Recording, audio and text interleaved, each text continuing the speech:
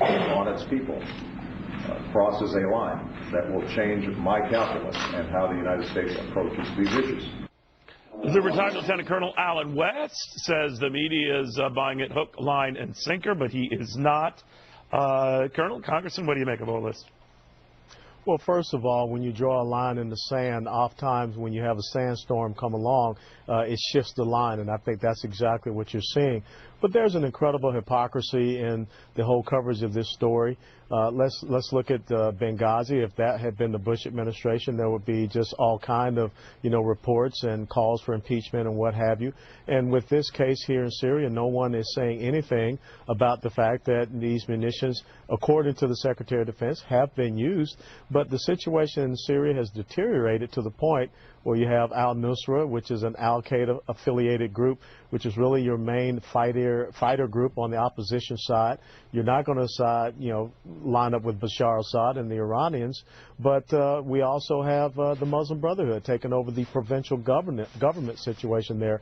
So the question is, has the window of opportunity closed to have any type of impact in Syria? And let's be very clear that the Israelis went in and bombed a facility in Syria because they believed that the North Koreans were there working with them. So we have known for quite some time that there were weapons of mass destruction that were there, but we have waited to the last minute to try to do anything, and now it seems to use. All right, well, they wanted to get confirmation, I guess, is the closest to that they've ever gotten. Now, just because they've just learned that doesn't mean that the consequences can't already be put in place.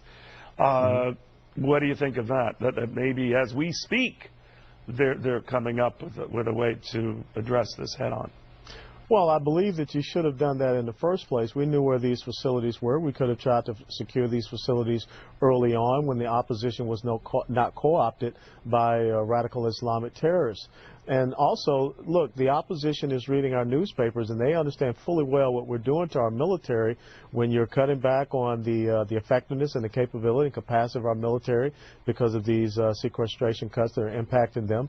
The fact that our military is even getting their pay cut, and veterans are having some of their benefits cut back. So we're at a very critical time for the United States when you look at international relations and foreign affairs, and the wolves are sensing a weakness. And but maybe they're also sensing an American fatigue with war, and whether justified or not, and a dictator using chemical weapons on his own people.